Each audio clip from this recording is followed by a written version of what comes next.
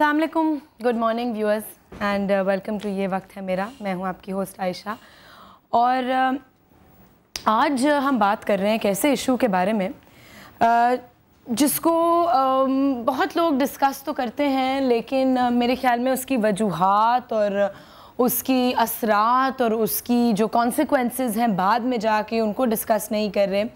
एक ज़माना था जब बड़े कहते थे, हमारे बड़े कहते थे और हम भी सोचते हैं जब अपने बचपन के बारे में, तो ये कहते थे कि बचपन के दिन कितने अच्छे थे और कोई प्रेशर्स नहीं थे, कोई स्ट्रेस नहीं था, कोई किसी किस्म की कोई परेशानी नहीं थी, बस कोई रिस्पॉन्सिबिलिटी नहीं थी। लेकिन आज हम देखते हैं कि बच्चों पे भी उसी तरह का स्ट्रेस और दबाव है, या वो फील कर रहे हैं, वो भी नफ्सियाती मुख्तलिफ प्रेशर से गुज़र रहे हैं और उन पे कोई साइकोलॉजिकल स्ट्रेस हैं बहुत सारे। तो आज हम इस पे बात करेंगे कि जी जो बच्चों में हम एक रुझान देख रहे हैं मेंटल थोड़ी सी अनस्टेबिलिटी का और उसके जो कॉन्सिक्वेंसेस हो रहे हैं उनके बारे में बात करेंगे। पिछले 2 हफ्तों में हमने देखा कि पाकिस्तान के 4 शहरों में, कराची, इस्लामाबाद, एबटाबाद, फैसलाबाद में 5 नौजवानों ने अपनी जान ले ली। क्यों ली? उसके पीछे क्या वजूहात थी, क्या रीज़न्स थे, किन हालात में उन्होंने ये सोचा कि उन्होंने ऐसा करना है, वो तो हम नहीं जानते। लेकिन हम कुछ ऐसे एक्सपर्ट से आज बात करेंगे जो हमें बताएंगे कि ये क्यों हमें आजकल की नौजवान नस्ल में ये रुझान क्यों नज़र आ रहा है। क्या वो पढ़ाई के प्रेशर्स हैं, क्या वो वालिदैन के प्रेशर्स हैं, क्या वो सोशल प्रेशर्स हैं, क्या वो अपने जब फ्यूचर का अपने जब देखते हैं कि जी हमारी आगे की जो ज़िंदगी है उसमें उनको कोई रोशनी नहीं नज़र आ रही, क्या उसका प्रेशर है, किस चीज़ का प्रेशर है जिसकी वजह से बच्चे अपने घरों से भाग जाते हैं, उसके बाद अगवा हो जाते हैं, गलत लोगों में चीज़ों में पड़ जाते हैं, गलत लोगों के हाथ लग जाते हैं। उनका कभी बहुत से बच्चे हैं जिनका कुछ पता नहीं चलता कि वो गए कहाँ। और जो आखिरी स्टेज होती है वो ये होती है कि ये नौजवान अपनी जान ले लेते हैं। जब मैं स्कूल में थी तो मेरी क्लास में भी एक लड़की थी, जब मैं 10th ग्रेड में थी, जिसने अपनी जान ले ली। हमें कभी समझ नहीं आई कि क्या रीज़न था कि ऐसा हुआ। लेकिन आज हम ये डिस्कस करेंगे कि ऐसा क्यों नौजवान करते हैं, क्या उनको माइल करती है, क्या चीज़ कि वो सोचते हैं कि एक आखिरी चारा यही है कि अपनी जान ले ली जाए। आज है जी वर्ल्ड चिल्ड्रंस डे और हम इसको वैसे तो पूरी दुनिया में ये 20 नवंबर को मनाया जाता है, पाकिस्तान में 1 जून यानी 1 जून को मनाया जाता है। और आज वैसे तो इस दिन को बहुत पॉजिटिवली लेते हैं और बड़ी पॉजिटिवली बात करते हैं कि जी बच्चों को किस तरह उनके साथ डील करना है, और चाइल्ड लेबर की भी बात की जाती है कि उसको किस तरह ख़त्म किया जाए। लेकिन हम इस इशू पे आज इसलिए बात कर रहे हैं क्योंकि मेरे ख्याल में आज के दौर में ये बहुत ज़्यादा एक इम्पॉर्टेंट इशू है और इस पे बात करने से आई थिंक वालिदैन या नौजवान भी बेहतर जान सकेंगे कि इस सिचुएशन के साथ डील कैसे करना है, हिम्मत नहीं हारनी, आगे कैसे बढ़ना है। अभी आपको एक इंट्रो पैकेज दिखाते हैं जिसमें आपको थोड़ा सा बेहतर पता चलेगा कि किन किन पॉइंट्स को हम टच करेंगे। तो आइए पैकेज देखते हैं। बचपन और मासूमियत का चोली दामन का साथ है। नन्हे बच्चे फरिश्तों की मानंद होते हैं। जहाँ ये मन के सच्चे होते हैं, वहीं इनके मन में चोट भी बहुत जल्दी लग जाती है। कुछ ऐसा ही हो रहा है पिछले चंद दिनों से। इम्तिहान में नाकामी और असातिज़ा के रवैये से तंग आकर कुदरत के ये अनमोल मोती अपनी जानों पर खेल चुके हैं। स्कूल के भारी भरकम बस्तों की तरह वालिदैन की तवक्कुआत का बोझ भी कुछ कम नहीं होता। इसीलिए घर से भागने और अगवा के वाक़यात में भी मुसलसल इजाफा हो रहा है। सवाल ये है कि इन फूलों को मुरझाने पर किसने मजबूर किया? क्या ये तालीम का बेजा दबाव है या माशरे की जानिब से नजरअंदाज किया जाना? सवाल ये भी है कि हमारी दुनिया में नाकामी का लफ्ज गाली बनकर क्यों रह गया है? आज बच्चों का आलमी दिन है। क्या हम में इतनी हिम्मत है कि अपने बच्चों पर उनके मुस्तकबिल की खातिर रहम कर सकें? जी नाजरीन, मेरे साथ एक नौजवान यहाँ पे बैठे हैं जिनका नाम है इकराम। अकरम कैसे हो? अकरम की स्टोरी हम ज़रा सुनते हैं कि अकरम कहाँ से शुरू हुए, इन की ज़िंदगी में क्या क्या एक्सपीरियंसेस हुए, उसके बाद इन्होंने उनसे बचने के लिए या उनको फ़ाइट करने के लिए क्या क्या किया और अब क्या कर रहे हैं। जी अकरम, सबसे पहले तो ये बताओ कि अभी कितने साल के हो? 20 साल के हो जी। अच्छा, कहाँ तक पढ़े हो? मैंने इंटर किया है। इंटर कर लिया है जी। अच्छा, मुझे ये बताओ कि आपके फैमिली, आपके वालिदैन, आपके ख़ानदान वाले आपको सपोर्ट करते थे जब आप स्कूल में थे? क्या उनकी आपके साथ रवैया था? वो मुझे कभी समझे ही नहीं समझे? क्या आप समझाना चाहते थे उन्हें? मैं याद है मैं 3 क्लास में था तो अच्छा ब्राइट स्टूडेंट था मैं। अच्छा, तो जैसे ही अच्छा चलता था। ब्राइट स्टूडेंट है यानी आप क्लास में अच्छे ग्रेड्स आते थे आपके? फर्स्ट माशाल्लाह। फिर तो 3-4 ऐसे चलता रहा। तो जिस तरह से मेरे क्रिकेट में घुस गया, क्रिकेट खेलना शौक, तो नंबर्स कम आने लग गए। तो कुछ टीचर्स ऐसे थे जो मतलब सख्ती रखते थे, कुछ गिनती के। किस किस्म की सख्ती? मारना, उनका होमवर्क ना हो तो ब्रेक बंद कर देना, छुट्टी देर से देना। अच्छा, मतलब वो समझते नहीं थे मुझे। अच्छा। तो मैं घर में आके अपने पापा से बात करता था कि टीचर्स मुझे मार रहे हैं। तो वो बोलते थे कि तुम्हारी गलती है, तुम मतलब वो भी मुझे समझते नहीं थे। वो और अगर आप किसी प्रिंसिपल को कंप्लेन करते या किसी बड़ी अथॉरिटी को स्कूल में, वो भी नहीं समझते थे? वो भी कहते थे तुम्हारी गलती है। गवर्नमेंट स्कूल था, ठीक है। फिर तो ऐसे ही चलता रहा। अच्छा, मैं एक चीज़ आपको बताऊं, जब सारे बच्चे यही समझते हैं कि हमारे वालिदैन हमें नहीं समझते। मेरे ख्याल में कि 95% बच्चे यही समझते हैं कि हमें इस दुनिया में कोई नहीं समझता और हम कहाँ जाएं, हम क्या करें, हम तो हमारा दिमाग अलग है, वालिदैन को कुछ नहीं पता। ये सब फील करते हैं, मैंने भी फील किया है, मेरी सारी फ्रेंड्स ने भी फील किया है। तो लेकिन आपने, मुझे लगता है, थोड़ा ज़्यादा इसको फील किया है ना? बहुत ज़्यादा फील किया। टीचर्स की सपोर्ट नहीं थी मुझे। नहीं थी, और ना वालिदैन नहीं। फैमिली में कोई आपका रिश्तेदार था खानदान में जिसकी सपोर्ट थी, जिससे आपने जाके बात की? बस अम्मी की सपोर्ट थी। अच्छा। अम्मी बस पिटाई से बचा लेती थी। अच्छा, अम्मी बचाती थी पिटाई से? और कोई सपोर्ट नहीं थी। अच्छा, फिर आपने क्या किया? मैं बस पढ़ाई से तो दिल उठ गया मेरा। करते करते मैट्रिक किया मैंने। मैट्रिक के बाद पास कर लिया? मैट्रिक क्लियर किया। ठीक है। और दिल नहीं था मेरा पढ़ाई में बिल्कुल, ज़बरदस्ती मैट्रिक किया क्योंकि डिग्री तो चाहिए बिल्कुल जॉब के लिए। बिल्कुल। फिर जॉब के साथ साथ इंटर कंप्लीट। अभी मैं जॉब कर रहा हूँ। कहाँ जॉब कर रहे हो? शेप्स में। शेप्स में? भाई, शेप्स में जिम इंस्ट्रक्टर हैं अकरम, और मेरे ख्याल में ये बहुत ही एक रिस्पेक्टेबल पोजीशन है, बिकॉज शेप्स जो है वो हमारे शहर का एक बहुत ही बड़ा फिटनेस में क्या है, सेंटर है ना? हाँ। अच्छा, तो मुझे ये बताओ कि आप जब इस दौर से गुजर रहे थे, जब आप समझ रहे हो कि ना मेरी फैमिली मुझे समझ रही है, ना टीचर समझ रहे हैं, उस वक्त आपने क्या किया? दोस्तों के साथ बाहर बंक मारा, स्कूल बंक करा। स्कूल नहीं जाते थे? नहीं, डर था टीचरों का। कोई ऐसी एक्टिविटीज आप में उस पे मुब्तला हुए जो नहीं होना चाहिए था? बिल्कुल बिल्कुल। दोस्तों के साथ या तो स्मोकिंग शुरू, माइंड को थोड़ा हल्का करने के लिए स्मोकिंग कर रहे हैं, आवारागर्दी कर रहे हैं, इधर उधर घूम रहे हैं ताकि थोड़ा माइंड फ्रेश हो। बिल्कुल। पर स्कूल होता था माइंड फ्रेश? थोड़ा बहुत रिलैक्स, पर फायदा नहीं उसका। घर में लेटर पहुंच जाते थे कि आपका बेटा स्कूल नहीं आया, फिर घर में पिटाई। फिर ऐसे ही चलता रहा बस।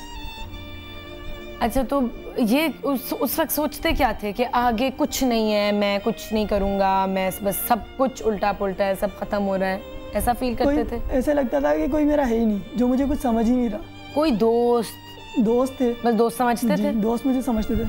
क्या समझाते थे आपको? मेरे को वो ये बोला जाता, मेरे जो दोस्त हैं, बहुत क्लोज फ्रेंड, कहते थे कि पढ़ाई में दिल लगे, पर मैं स्पोर्ट्स भी था, स्पोर्ट्स भी चल तो कुछ नहीं होता। पूरी दुनिया में ऐसे लोग हैं जो भाई पढ़ाई नहीं तो स्पोर्ट्स में एक्सेल करते हैं, लेकिन ये नहीं समझते थे, घर वाले नहीं समझते। अच्छा, लेकिन दोस्त आपको क्या एडवाइस देते थे कि यार ये करो? तुम दोस्त मुझे कहते थे कि यार तुम पढ़ाई भी करो पर स्पोर्ट्स भी अपने साथ रखो, मतलब दोनों चीजें एक साथ इक्वल लेके चलो, पर अब पढ़ाई कर लो या खेल लो। फिर आपने घर छोड़ भी दिया? मैं एक दफा घर से भागा भी था। तो कहाँ गए?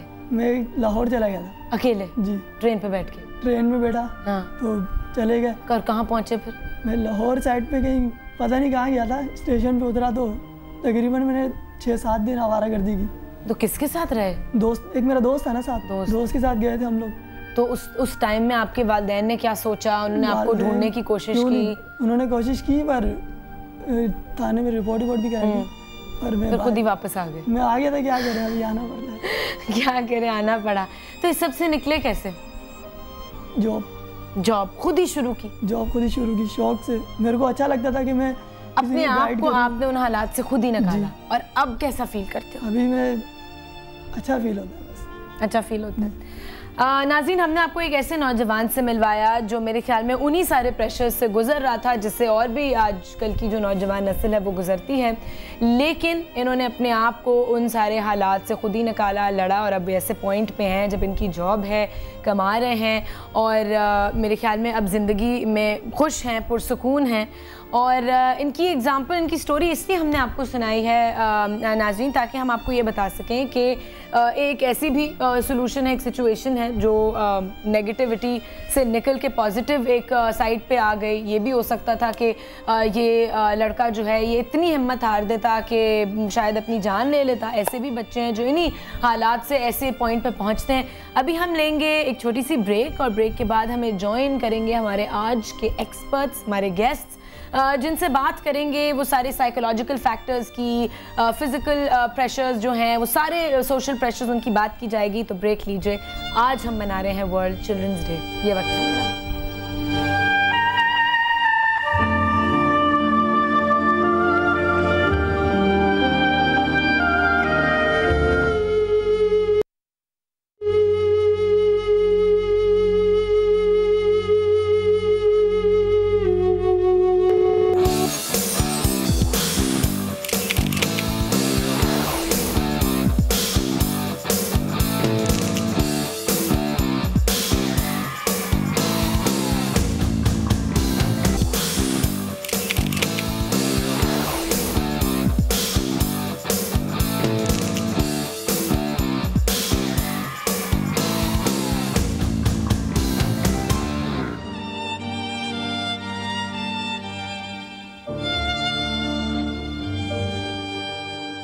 वेलकम बैक नाजरीन, ये वक्त है मेरा, आप लोग देख रहे हैं, और आज हम मना रहे हैं वर्ल्ड चिल्ड्रंस डे।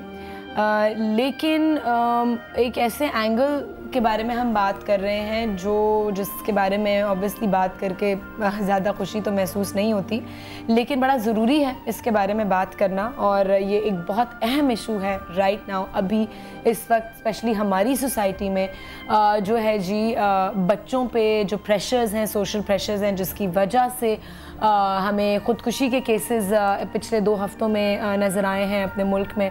और उसके अलावा बच्चे जो घरों से भाग रहे हैं और बहुत चीज़ें कर रहे हैं, मुख्तलिफ एक्टिविटीज़ में मुब्तला हो रहे हैं, नशों की तरफ जा रहे हैं। तो क्या इनकी वजूहात हैं, डिस्कस करने आए हैं। हमारे पास 3 हमारे मुअज़्ज़ज़ मेहमान एक्सपर्ट सबसे पहले मौजूद हैं मेरे पास, मेरे और आपके favourite doctor Wajahat, who's a psychiatrist. हमेशा जब भी शो पे आते हैं इतनी अच्छी बातें करते हैं, इतनी अच्छी तरीके से एक्सप्लेन करते हैं, क्योंकि ख़ुद बहुत जवान है। तो मेरे ख्याल में जो एक नौजवानों का जो जिस वे ऑफ थिंकिंग है उसको बहुत अच्छी तरह समझते हैं, और एक बहुत लिबरल और प्रोग्रेसिव वे में बात करते हैं। बहुत मैं कहूँगी कि एप्ट इनकी जितनी भी इश्यूज़ होते हैं जिनके बारे में बात करते हैं वो बहुत आजकल एप्ट हैं। अस्सलाम वालेकुम, कैसे हैं? उनके साथ हमारे साथ मौजूद हैं प्रोफेसर मोहम्मद सईद सिद्दीकी साहब, जिनको आप पहले भी मेरे शो में मिले थे। अभी मौजूदा चेयरमैन हैं कराची मैट्रिक बोर्ड के, और 42 इयर्स का इनका एक्सपीरियंस है in the field of education. इससे पहले सेनेटर रह चुके हैं सेनेट में, और डायरेक्टर कॉलेजेस हैं, और इसके अलावा चेयरमैन हैं जी Sindh board of technical education के। अस्सलाम वालेकुम, thank you so much sir, आप एक दफ़ा फिर मेरे शो में आए। और last but not the least हमारे पास मौजूद हैं एक ऐसी पर्सनालिटी जिन्होंने एक बड़े ही एक अच्छा इदारा फाउंड किया, मोहम्मद अली साहब रोशनी हेल्पलाइन के फाउंडर हैं। रोशनी हेल्पलाइन नाजरीन एक ह्यूमन राइट्स ऑर्गेनाइजेशन है, उसके प्रेसिडेंट हैं, और उनका मकसद ये है कि बच्चों को सेफ्टी और सिक्योरिटी प्रोवाइड करनी है। जो अगवा हो चुके होते हैं, लापता बच्चे होते हैं, उनको ढूंढने में हेल्प करते हैं, और अगर वो मिल जाते हैं तो उनके साथ भी बहुत काम कर रहे होते हैं। अस्सलाम वालेकुम। वालेकुम सलाम। बहुत शुक्रिया मोहम्मद अली साहब कि आप आए। मुझे बताइए, ये जो रोशनी हेल्पलाइन है ये कितने सालों से ऑपरेट कर रही है? शुक्रिया आयशा। रोशनी हेल्पलाइन कराची में 2005 में हमने इसका शुरुआत की। ठीक है। और शुरुआत का मकसद ही ये था कि पाकिस्तान में एक इशू जो था, जो सीवियर निगलेक्ट हो रहा था, वो था मिसिंग चिल्ड्रन। देखिए, मिसिंग की डेफिनेशन ही बड़ी क्लियर है कि जो भी बच्चा अंडर एज यानी कि 18 है और वो अपने वालिदैन के राब्ते में नहीं है, कुछ घंटों से, कुछ दिनों से, किसी भी वजह से, कुछ घंटों से, कुछ दिनों से वो मिसिंग है। तो मिसिंग के बाद ही उसको रैंसम के लिए उठाया जा सकता है, मिसिंग के बाद ही उसको सेक्सुअली एक्सप्लॉयटेशन के लिए उठाया जा सकता है, उसको बेगरी माफिया ले आ सकती है, उसको ट्रैफिक किया जा सकता है। लेकिन ये सारे इश्यूज मिसिंग से जुड़े हुए हैं और मिसिंग सीवियर निगलेक्ट है, रिपोर्टिंग में भी, इन्वेस्टिगेशन में भी। और चाइल्ड प्रोटेक्शन तो पाकिस्तान में है ही, मेरे ख्याल में मेन स्ट्रीम नहीं है पाकिस्तान में, इशू नहीं बन पाया आज तक। अच्छा, मज़ीद हम गुफ्तगू जारी रखेंगे। अभी आपने हमारे साथ जो एक नौजवान मौजूद थे, आप तीनों ने उनकी स्टोरी सुनी और उनकी आउटकम भी देखी कि जी सब कुछ होने के बाद जो उनके साथ हुआ, उसके बाद भी उन्होंने खुद अपने आप को खींचा और वो भी मिसिंग थे कुछ दिनों के लिए, अपने वालिदैन से राब्ते में नहीं थे, लेकिन खुशकिस्मती से वो वापस आ गए। उनके साथ कोई बहुत बुरा हादसा नहीं हुआ जिस तरह और बड़े बच्चों के साथ हो जाता है, और वापस आ गए और अब उन्होंने अपनी ज़िंदगी की जो मैं कहूँगी रेंज हैं वो अपने हाथ में ली और माशाल्लाह बहुत एक अच्छी पोजीशन पे हैं। तो ये एक एग्ज़ाम्पल है मेरे ख्याल में बाकी नौजवानों के लिए। डॉक्टर वजाहत, आप ज़रा थोड़ा सा बताइए, आपने ये पूरी स्टोरी सुनी, आप इनकी केस से अच्छी तरह वाकिफ़ हैं। जिस दौर से वो गुज़र रहे थे जब उन्होंने अपनी मैट्रिक की और उसके बाद उनको लगा कोई मुझे नहीं समझता, और फिर उन्होंने नशों की तरफ चले गए, फिर घर छोड़ दिया, एक नौजवान के दिमाग में उस वक्त क्या गुजर रही होती है कि वो ये समझता है कि आगे बिल्कुल अंधेरा है? देखिए, मैं बात को यहाँ से स्टार्ट करूँगा कि शुरू के 10 साल होते हैं ना, इसमें बच्चे की लाइफ में दो ही चीज़ें इन्फ्लुएंस कर रही होती हैं। नंबर एक, आपके पेरेंट्स, ठीक है, वो आपके 60 to 70% इन्फ्लुएंस कर रहे होते हैं, क्या किस तरीके से वो अपने बच्चे को पाल रहे हैं, वही चीज़ वैसी चीज़ें आप 12-13 साल के बाद नज़र आती हैं। सेकेंडली, आपके टीचर्स, बिल्कुल, जिस स्कूल में आप जा, बच्चा 6 घंटे स्कूल में रहता है, चाहे वो 12 बजे जाए, 11 बजे जाए, और आता है वो 7 बजे 6 बजे, मतलब काफ़ी टाइम होता है। तो इन दो चीज़ों के उसके बाद ट्यूशन्स में चला जाता है। एग्जैक्टली, आजकल की तो अभी हम बात आगे जब करेंगे तो बताएंगे किस कदर प्रेशर बच्चों के ऊपर दे दिया गया है। और वो कहते हैं ना कि हम प्रोफेसर सईद से बात करेंगे कि ये प्रेशर क्यों है। हाँ जी। तो जब आपको पता है, हमें भी पता है कि दो ही चीज़ें जो इन्फ्लुएंस कर रही हैं, तो उस चीज़ों में स्किल्स की कमी की वजह से हमारे बच्चे बहुत ख़राब हो रहे होते हैं। अभी आपने एक बात कही थी, जब बच्चा बैठा हुआ था कि बच्चे समझते हैं कि हमारे बच्चे ये समझते हैं ना डॉक्टर वजाहत, कम्युनिकेट नहीं कर पा रहे होते। आपने ये समझा था जब आप बड़े हो रहे थे? बिल्कुल। प्रोफेसर साहब, आप मुझे बताइए, जब आप बच्चे थे, आपने ये कभी सोचा कि मुझे कोई नहीं समझता, मेरे वालिदैन भी मुझे नहीं समझते, मैं अकेला हूँ इस दुनिया में? उस वक्त ऐसा था कि जो एक घर का जो माहौल होता था, पेरेंट्स तवज्जो देते थे, पेरेंट्स अपने बच्चों को वक्त देते थे, और रेयरली कहीं ऐसा फैमिली में होता था जहाँ हस्बैंड वाइफ दोनों जॉब कर रहे हैं, यानी माँ बाप बच्चे के दोनों जॉब कर रहे हैं, बहुत कम। तो लिहाजा माएँ ख़ास तौर से तवज्जो देती थी, तो बच्चे ये नहीं समझते थे कि हमारे लिए कोई नेगलेक्ट नहीं फील करते थे। अच्छा। आजकल जो ये है कि हस्बैंड भी जॉब कर रहे हैं, वाइफ भी जॉब कर रही है, माँ प्रोफेसर साहब, लेकिन आप अगर मिडिल क्लास फैमिलीज और लोअर मिडिल क्लास फैमिलीज देखें तो वो औरतें तो घर पे होती हैं, हाउस वाइफ्स होती हैं, पूरा दिन काम कर रही होती हैं, फिर भी बच्चे समझते हैं हम नेग्लेक्ट हो रहे हैं, हमारा कोई नहीं है। देखिए, उसमें ये सा है ना कि आपने बात की लोअर मिडिल क्लास, तो लोअर मिडिल क्लास की ख़वातीन कोई ना कोई काम कर रही होती हैं जिसमें वो अर्न कर रही होती हैं, वो अपने हस्बैंड की आमदनी को सप्लीमेंट कर रही होती हैं। ठीक है। अच्छा, एक तो चीज़ ये, फिर दूसरे आजकल ये जो अट्रैक्शन लेडीज़ के ख़वातीन के लिए आ गया, ये टीवी, वो ड्रामे सारे देखने हैं, सास कभी बहू थी, बहू कभी सास थी, ये सारे किस्म के ड्रामे, उनकी मसरूफियत में एक ये इजाफा हो गया है। अच्छा। पहले उनका ज़्यादा वक्त बच्चों की तवज्जो किचन और हस्बैंड की केयर पे गुजरती थी, अब उनका ज़्यादा, बच्चे स्कूल गए और हस्बैंड जॉब पे गए और वो टीवी के पास। थोड़ी सी मैं चाहूँगी डॉक्टर वजाहत अपनी बात कंप्लीट करें, फिर हम आएंगे एजुकेशन साइड पे। एक वजह ये है, ये बात हकीकत भी है कि बच्चे और माँ बाप का कम्युनिकेशन नहीं है। हाँ, क्योंकि जब माँ बाप अपनी एज के हिसाब से बच्चों के ऊपर चीज़ें इम्पोज करते हैं, जैसे कि मैं चाहता हूँ कि इंजीनियर बने मेरा बच्चा, और उसी चीज़ के पीछे हम लगना शुरू हो जाते हैं, बच्चे की जो पर्सनैलिटी है वो हम डैमेज करते हैं। बच्चा नहीं भी चाहते हुए उस लाइन पे लगता है, बच्चे में कोई ना कोई टैलेंट होता है, और ये माँ बाप की और टीचर की ड्यूटी है कि उस टैलेंट को ढूंढें। ज़रूरी नहीं है, ये बहुत बड़ा मिथ है कि बच्चा पढ़ेगा तो कमाएगा, मेडिसिन करेगा, इंजीनियर बनेगा, लॉयर बनेगा, तो ये करेगा तो कमाएगा, हाँ, म्यूजिक करेगा, स्पोर्ट्स खेलेगा तो नहीं कमाएगा। ये चीज़ें हम एक्सेप्ट नहीं करते। जब हमें डर लगना शुरू हो जाता है 5-6 साल के बाद के बच्चा ये पढ़ाई से दूर जा रहा है, तो हम डिफेंसिव होकर उस पर एंगर फेस हम ले आते हैं, हम गुस्सा करते हैं, हम चीज़ों को बाकायदा कंट्रोल करने की कोशिश करते हैं। अब आप मुझे बताएं, जो 5-6 साल का बच्चा है वो भी तो बड़ा हो रहा है ना। अगर वो बड़ा हो रहा है, उसकी पर्सनैलिटी को आप प्रेशर दे रहे हैं, आप उसकी पिटाइयाँ कर रहे हैं, तो वो चीज़ें फील करता है। और जब ये प्रेशर के साथ वो स्कूल जाता है और बच्चा स्कूल में दिल नहीं लगा रहा होता, तो टीचर और पेरेंट्स एक्चुअली वो कम्युनिकेट नहीं कर रहे होते, वो अपनी ख्वाहिशात का बस एक कोशिश करते हैं कि हमारा बच्चा हमारी ख्वाहिशात को पूरा करे, और वो नहीं पूरा जब करता पूरी हो रही होती तो उसको बिल्कुल दबाया जाता है, मैं तो बोलूँगा मारा जाता है, पिटाइयाँ की जाती हैं, वही हर तरीके से दबाया। तो हौसला अफजाई और इनकरेजमेंट की जितनी ज़रूरत है वो क्यों माँ बाप समझते हैं कि नहीं भाई नहीं ज़रूरत। जिस तरह प्रोफेसर साहब ने बोला कि इस बात को मैं टीवी और मीडिया के अलावा भी बात करूँगा कि एक्चुअली हमारे पास बच्चों के लिए टाइम है नहीं। अब अगर देखा जाए, ये डजंट मैटर कि आप टीवी देख रहे हैं या आप क्या कर रहे हैं, लेकिन वो हमें प्रायोरिटी में नहीं नजर आ रहा। एक होती है ना कि टॉप प्रायोरिटीज होती हैं। आपका बच्चा आपकी जात का एक एक्सटेंशन है, तो वो माँ क्यों नहीं फील करती पहले की माओ में और आज की माओ में या वालिदैन में? क्या सब्स्टिट्यूट थेरेपी है ना, टीचर्स रख लिए, ट्यूशन से भेज दिया गया और कोई समर कैंप में डाल दिया गया। अब मुझे बताएं कि अगर ये सारे काम सब कुछ हो सकते हैं तो 10 मिनट में कहता हूँ, क्योंकि हमने ऐसे केसेस बहुत देखे हैं, रोजाना 10 से 15 मिनट अगर आप बच्चे को दें, दैट्स इनफ। बस अगर आप उसको उसके लेवल पे जाके बात करें ना, बच्चे के लेवल पे आके बात करें कि भाई आज का दिन कैसा गुजरा, तुम्हारी क्या डिज़ायर्स हैं, छोटे छोटे क्वेश्चंस करें, तो बच्चे को अपनी चीज़ों को एक्सप्रेस करने की आदत बनती है। जहाँ तो हमारे मुल्क के हालात ऐसे हैं कि वालिदैन को उनसे निपटने की फुर्सत नहीं है, तो वो बच्चे से क्या कम्युनिकेट करेंगे, वो सारी फ्रस्ट्रेशंस निकल रही होती हैं बच्चों पे। इसकी बात है, मैं आपको बताऊँ, इन्हीं हालात में लोग पॉलर भी जा रहे हैं, इन्हीं हालात में लोग जिम भी जा रहे हैं, इन्हीं हालात में लोग अपने सारे शौक भी पूरे कर रहे हैं। असली चीज़ ये है कि आपके टॉप 5 प्रायोरिटीज़ में ये आ रहा है या नहीं आ रहा। हमारे यहाँ ये पता है कब आता है, जब अचानक वो खतरे की घंटी बजती। अच्छा, एक कॉलर है लाइन पे, कॉल लेते हैं please. So sorry. Mohammad Akram साहब, अस्सलाम वालेकुम।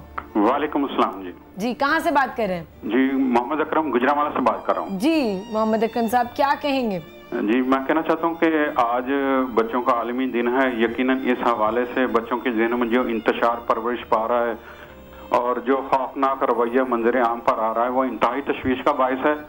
जो हालात इस वक्त जा रहे हैं, इसने बड़ों को ही नहीं बल्कि बच्चों को भी शदीद ज़हनी दबाव का शिकार किया है। यही वो बुनियादी वजह है जो बच्चों में मुंतकिल हुआ है। तालीम के हवाले से बच्चों पर यकदम बोझ डाल दिया गया है, हैवी किताबें, हैवी बस्ते, और नर्सरी से ही इंग्लिश के मुश्किल अल्फाज और फिर खेल कूद पर टाइम देने की बजाय ट्यूशन पर जबरदस्ती डालना, इसने भी बच्चों पर मनफी असरात मरतब किए हैं।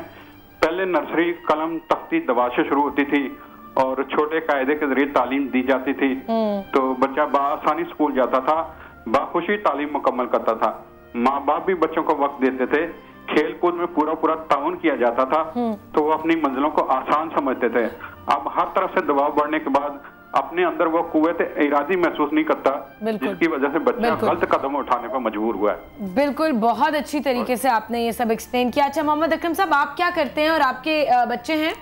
अल्हम्दुलिल्लाह मेरे माशाल्लाह 5 बच्चे हैं और मैं बिजनेस करता हूँ। मैं उनके साथ पूरा ताउन करता हूँ, तालीम के मामले में हो, खेल के मामले में हो, या किसी जगह बाहर ले जाना हो जहाँ वो कैसे मैं इनको ले जाता हूँ, इंजॉय करवाता हूँ, ताकि वो ज़हनी तौर पर मुतमईन रहूं, बिल्कुल तालीम को बासानी बाखुशी जारी रख सकें। मैं उनके साथ पूरा कोऑपरेट करता हूँ और यही वजह है कि बच्चे जो है खासी खुशी अपने साथ जब माँ बाप के साथ अपनी बातें शेयर करते हैं या वालिदैन अच्छी बातें बच्चों के साथ शेयर करते हैं, तो बच्चे भी अपने तौर पर माहौल में पूरी तरह एडजस्ट करते हैं। तो आपको लगता है कि आपके बच्चे और आपकी जो रिलेशनशिप है वो बहुत मजबूत है? इंशाल्लाह बिल्कुल पूरी तरह मजबूत है। एक दूसरा पूरा ताउन करते हैं, एक दूसरे को छोटी मोटी बात हो या कोई मुश्किल वक्त हो तो उनके साथ उस मुश्किल में आसानी पैदा करते हैं, ताकि वो बच्चा ज़हनी दबाव का शिकार ना रहे बल्कि अपने आप। ग्रेट जी, ग्रेट। ये तो बहुत अच्छी एक एग्जांपल आई है मोहम्मद अकरम साहब की। बहुत शुक्रिया, आपने फोन किया। और कुछ और भी कहना चाह रहे थे? सॉरी। खैर मोहम्मद अकरम साहब, काश के सारे वालिदैन ऐसी अपने बच्चों के साथ एक रिश्ता रखते, और आप एक बड़ी अच्छी एग्जांपल है। 5 बच्चे हैं फिर भी सबके साथ उन्होंने कहा बहुत अच्छी रिलेशनशिप है। अच्छा, मुझे बताइए मोहम्मद अली साहब कि आपकी जो हेल्पलाइन है उस पर कोई भी फ़ोन कर सकता है, वो क्या बच्चे भी फ़ोन करके कहते हैं कि जी हमारे साथ ये हो रहा है और हमें समझ नहीं आ रही क्या करें, या सिर्फ आपके पास उन लोगों का फ़ोन आता है जिनके बच्चे लापता हो चुके होते हैं? देखें जी, हमारे पास तो हम गुमशुदा बच्चों पे काम करते हैं। बिल्कुल। एक ऐसी बड़ी तादाद ऐसे बच्चों की भी है जिनका एज ग्रुप 12 साल से लेकर 18 साल तक का है। अगर वो बच्चे गुम हैं तो मेजॉरिटी उसके पीछे जो उसके सदे बाब हैं वो कोई ना कोई घर में ऐसा मसला है जिसकी वजह से वो खुद से निकलेंगे, वो खुद से भाग गए हैं, वो रन अवे चिल्ड्रन है। तो यानी कि ज़्यादा परसेंटेज इन बच्चों की है जो खुद घर छोड़ के जाते हैं। और एक बात और बहुत अहम है, वो ये है कि हम अब्यूज़ जो है शायद, या टॉर्चर जो है शायद हम फिज़िकल को समझते हैं। मेरे ख्याल में ये बात नहीं है। आप स्कूल में जो कॉर्पोरल पनिशमेंट हो रही है, तो कॉर्पोरल पनिशमेंट को अगर आप देखें तो फीस का ताना दे देना, बच्चे को किक मार देना, डेस्क पे सर मार देना, या उसकी बात नहीं खाना बंद सुनना, कर, उसकी लंच ब्रेक काट देना, ये सब एक ऐसे टॉर्चर में शामिल है जिसकी वजह से बच्चे का स्कूल से आने से वो घबराता है, डरता है। लेकिन घर में ऐसे हालात नहीं होते हैं कि वो ये चीज़ें शेयर करे, वो ये बात शेयर करे और उसकी बात को सुना जाए और उस पर अमल भी किया जाए, ना कि ये कहा जाए कि तुम अगर अब दोबारा स्कूल से ऐसी, क्योंकि ऐसे हमारे पास लातादाद केसेस आए हैं कि बच्चे 2-3 महीने बाद रिकवर हुए, लेकिन जब वो रिकवर हुए हैं तो वो ड्रग एडिक्ट बन गए थे। कहाँ से रिकवर होते हैं? देखें, वो रन अवे बच्चा जो है वो ऐसी जगह जाएगा जहाँ उसे कोई ये ना पूछे कि वो कौन है, बिल्कुल कहाँ से आया है और यहाँ क्या कर रहा है। तो ये जगहें कहाँ, ये जगहें देखें, हमारे अपनी असेसमेंट के मुताबिक तो ये है कि कराची में, पूरे पाकिस्तान में कराची में बहुत बड़ी तादाद में बच्चे सड़कों पर मौजूद हैं। एक अंदाजे के मुताबिक जो है वो तकरीबन इसकी तादाद 30,000 से ऊपर है, 30,000 से मोर देन 30,000। बिल्कुल। और ये इनमें अगर आप जाके इंटरव्यूज़ करें, उनसे पूछें, तो आपको एक बड़ी तादाद ऐसे बच्चों की मिलेगी जो मदरसे या स्कूल से तंग होकर पढ़ाई के प्रेशर में आकर घरों से भागे हैं और घर पे कोई सुनने वाला नहीं। और दूसरी बात ये कि अब माशी बदहाली इतनी बढ़ गई है कि घर में अगर 5 बच्चे हैं, शौहर सुबह निकल जाता है, रात को देर तक घर पे आता है काम करने के लिए, बीवी भी घरों में काम कर रही है, या वो उसकी मसरूफियात ऐसी है कि वो बच्चों को तवज्जो नहीं दे पाती है। उन 5 बच्चों की नफ्सियात क्या है, उनकी मेंटालिटी क्या है, उनको समझने के लिए वालिदैन के पास टाइम ही नहीं है। बिल्कुल। कौन सा बच्चा कितनी तफरीह चाहता है, कौन सा बच्चा क्या चाहता है, ये सुनने के लिए, ये जानने के लिए वालिदैन के पास टाइम नहीं है। दूसरा, मेरे ख्याल में वालिदैन बच्चों को अब एडल्ट्स की तरह ट्रीट करना शुरू हो गए हैं कि जी इसको सब समझना चाहिए, हमारे तो ये हालात हैं, बच्चे को समझना, इसको तो नहीं ज़रूरत किसी और चीज़ की। और दूसरा ये, जब तक उसका हाथ ना तोड़ दिया जाए, बहुत शदीद ज़ख्मी ना हो, जब तक समझा जाता है कि वो उस पर स्कूल में कोई जुल्म जाती नहीं हो रही, कोई जुल्म नहीं हुआ। आप यकीन करें कि ऐसे मतलब केसेस हुए हैं कि बच्चों को ऐसा मारा है कि उनके जिस्म पे कोई डीप इंजरी नहीं हुई, लेकिन उनकी नफ्सियाती हालत इतनी ख़राब हुई कि वो ख़ुदकशी पे भी मजबूर हुए या फिर कोई ऐसा इंतहाई कदम उठाने पे मजबूर हुए जिससे उनकी ज़िंदगी तबाह हो गई। बिल्कुल बिल्कुल। इस पे अभी हम मज़ीद गुफ्तगू करते हैं, ब्रेक पे चलते हैं नाजरीन। बच्चों का आलमी दिन आज है पाकिस्तान में, हम मना रहे हैं। ब्रेक से वापस आएंगे तो यहीं से गुफ्तगू जारी रखेंगे। कॉल करने के लिए नंबर है 0213227081। अगर आप कुछ शेयर करना चाहते हैं, कोई अच्छी स्टोरी बताना चाहते हैं अपने बच्चों के साथ की, या कोई और कुछ सवाल पूछना चाहते हैं हमारे एक्सपर्ट से, तो ज़रूर कॉल करें। ब्रेक लीजिए, ये वक्त है मेरा।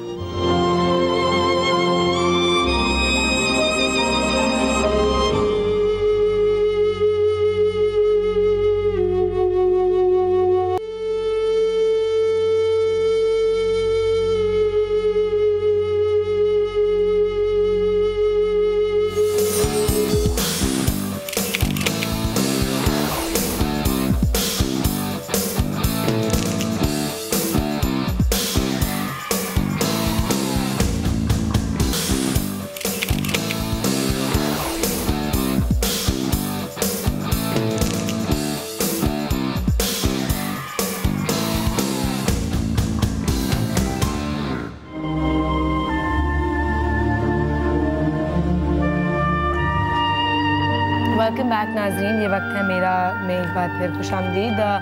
बच्चों का आलमी दिन है आज, लेकिन बच्चों की जो सिचुएशन है हमारे मुल्क में वो बड़ी कुछ अफसोसनाक सी है। जो मेजॉरिटी बच्चे हैं उनको समझने वाला कोई नहीं है, उन पे बहुत ज़्यादा जहनी दबाव है, उनको समझ नहीं आती कि वो किससे बात करें, कहाँ जाएं। इवेंचुअली वो या घर से भाग जाते हैं, फिर अगवा हो जाते हैं, या आखिरी स्टेज में आके ख़ुदकुशी कर लेते हैं। मुबीन एक 13 साला बच्चा जिसने अभी हाल ही में हमने न्यूज़ में देखा कि फैसलाबाद में उस बच्चे ने अपनी जान ले ली।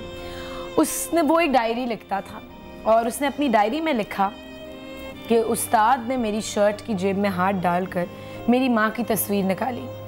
मैं रोने लगा, जिस पर उसने तस्वीर वापस कर दी और फिर मुझे इतना मारा कि मेरे अब्बू ने भी इतना कभी मुझे नहीं मारा था। डायरी में उसने अपनी वालदा से ये भी कहा कि वो मेरे भाई और बहन को हॉस्टल ना भेजें, और आखिर में जो उसने एक स्टेटमेंट लिखी थी वो ये थी, अपनी वालदा से इल्तिजा की कि मेरी ख़बर पर रोना ज़रूर लेकिन ज़्यादा नहीं। और उसके बाद मुबीन ने अपनी जान ले ली। और डॉक्टर वजाहत, आप पे मैं बाद में आऊँगी कि क्या साइकोलॉजिकली उस पर गुजर रही होगी जब ये सोचा और ये किया, लेकिन प्रोफेसर साहब आपसे मैं पूछना चाहूँगी, इस बच्चे ने लिखा है कि मेरे टीचर ने मुझे इतना मारा कि जितना कभी उस्ताद अपने बाप ने भी नहीं मारा होगा। ये जो बच्चों को मारने का ट्रेंड, हमने या तो पहले अवेयरनेस इतनी नहीं थी, हमें पता नहीं था, मार हमेशा से पड़ रही है सालों से। हम आपके आई एम श्योर जब आप स्कूल में थे, आपके ज़माने में भी ऐसे होता था, उस्ताद बच्चों को मारते थे? देखिए, टीचर्स में वो जो बाई कंपल्शन टीचर्स बने हैं, जो मजबूरी में टीचर्स बने हैं, हाँ। जिनका ना एप्टीट्यूड है और ना उनका कोई बेंट है टीचिंग प्रोफेशन में, वो हालात की मजबूरी के टीचर्स बन गए। तो ऐसे लोग जो हैं वो इस तरह की गैर जिम्मेदाराना हरकत करते हैं, और वो लोग होते हैं जो अपनी तारीख दोहराते हैं। यानी कि उनके साथ उस उम्र में जो कुछ हुआ होता है वो अपने स्टूडेंट के साथ निकालते हैं, भड़ास निकालते हैं या इंतकाम निकालते हैं। एक तो चीज़ ये, फिर चूँकि उनकी एडिक्वेट ट्रेनिंग नहीं है, वो प्रोफेशनली ट्रेंड नहीं है, तो उनका यही रवैया होता है। तो ये प्रोफेशनल ट्रेनिंग कौन देगा? ये गवर्नमेंट देगी? सबसे पहले तो टीचर्स का सिलेक्शन, टीचर्स का अपॉइंटमेंट एक ड्यू प्रोसेस के साथ हो, और फिर उनके बाद उनको एक ट्रेनिंग में नहीं, ये तो हम कह रहे हैं ना कि ये होना चाहिए। जी। तो ये हो क्यों नहीं रहा? ये कौन इसके पीछे रिस्पॉन्सिबल? अच्छा, इसमें दो हैं, एक तो प्राइवेट इंस्टीट्यूशंस, हाँ, और दूसरे गवर्नमेंट इंस्टीट्यूशंस। प्राइवेट इंस्टीट्यूशंस में हमने देखा है माजरत के साथ प्रोफेसर साहब कि नहीं इतना तशद्दुद होता बच्चों पे, नहीं होता, क्योंकि होगा तो बच्चा कंप्लेन करेगा और टीचर को निकाल देगा। लेकिन उसके बावजूद टीचर खुश नहीं होता। मैंने ऐसे लोग देखे हैं। अच्छा, मैं भी बहुत अच्छे स्कूल में पढ़ी हूँ, कुछ टीचर्स मेरे भी ऐसे थे जो बहुत नाइंसाफी करते थे, ज्यादा आपको मैं कहूँगी एम्बैरेस और इंसल्ट करते थे, पर्सनल, बिल्कुल पर्सनल होते थे। उनको कोई बच्चा बुरा लगना शुरू हो गया तो हो गया बुरा लगना, ठीक है ना? ये वही है जो वही जब ट्रेनिंग होगी, उनकी एडिक्वेट ट्रेनिंग होगी, और ट्रेनिंग दो तरह से, एक तो एक्सपर्टीज़ एज ए टीचर, यानी उसके लेसन प्लानिंग, उसकी लेसन डिलीवरी, उसकी स्टूडेंट अटेंशन, ये सब चीज़ें, और दूसरे उनकी इमोशनल ट्रेनिंग, जो बच्चे को मोटिवेट करें, डिस्करेज ना करें, जो बच्चे को सप्रेस ना करें, उसको एंकरेज करें, उसके टैलेंट्स को ग्रूम करें। तो ये कौन कराएगा? इस दो तरबियत गाहें हैं एक बच्चे के, अर्ली एज में घर, डॉक्टर प्रोफेसर, ये तो हम एस्टैब्लिश कर चुके हैं। मैं चाह रही हूँ कि हम काम की बात इस तरह करें कि कौन रिस्पॉन्सिबल है इस ट्रेनिंग और इस सिलेक्शन के पीछे गवर्नमेंट स्कूल्स में? गवर्नमेंट स्कूल में गवर्नमेंट अथॉरिटीज़ जो हैं, अच्छा, जो डायरेक्टरेट्स हैं, वो रिस्पॉन्सिबल है। अच्छा, फिर teacher training colleges, teacher training institutions, ये रिस्पॉन्सिबल हैं कि उसमें ख़ास तौर से चाइल्ड साइकोलॉजी पे एम्फेसिस होना चाहिए, और चाइल्ड बिहेवियर इस एज के, जिस एज के वो टीचर्स बनने जा रहे हैं। सिविलाइज वर्ल्ड में या डेवलप वर्ल्ड में ये होता है, बहुत क्वालिफाइड टीचर्स रखे जाते हैं अर्ली एज एजुकेशन में, यानी एलिमेंट्री या प्राइमरी एजुकेशन। यहाँ तो मेरे ख्याल में कि सबसे बुरे जो टीचर्स रखे जाते हैं वो सेज में। एक कॉल लेते हैं हम। कौन है लाइन पे हमारे साथ? परीसा, ट्रीसा, अस्सलाम वालेकुम। वालेकुम अस्सलाम। जी ट्रीसा, कैसी हैं? शुक्र अल्लाह का, आप सुनाएं कैसी हैं? बिल्कुल अल्लाह का शुक्र। आप क्या कहेंगी? हाँ जी, सबसे पहले आप सबको अस्सलाम वालेकुम। और ये बड़ा अच्छा इशू आप लेकर आए हैं, ऑनलाइन बिल्कुल ऑन एयर आप लेकर आए हैं, क्योंकि बहुत से इश्यूज हैं जो हमने भी एज चिल्ड्रन फेस किए हैं जब हम बच्चे थे। बिल्कुल। मैं खुद कॉन्वेंट स्कूल की पढ़ी हुई हूँ, सेक्रेड हार्ट कॉन्वेंट लाहौर से। अच्छा। और कई दफा होता था, जी बिल्कुल, थॉर्नटन रोड लाहौर, और कई दफा होता था मैं इस तरह महसूस करती थी कि कुछ बच्चों को टीचर्स एक्स्ट्रा प्रायोरिटी देते थे। बिल्कुल। मे बी क्योंकि वो कुछ बेटर फैसिलिटेटेड फैमिली से आ जाती शायद राइट। क्योंकि हमारे स्कूल में बहुत बहुत सी जो थी ना पॉलिटिकल सेलेब्स, वहाँ उन फैमिली से बहुत सी लड़कियां हमारे साथ ही पढ़ती थी। तो इसी तरह जब मैं जॉब में भी गई हूँ और एज अ स्टेट बैंकर, तो मेरा एक बेटा है माशाल्लाह, his name is Daniyal Sohail, और मैंने उस दौरान काफी फ्रस्ट्रेशंस अपने जॉब पे भी फील की।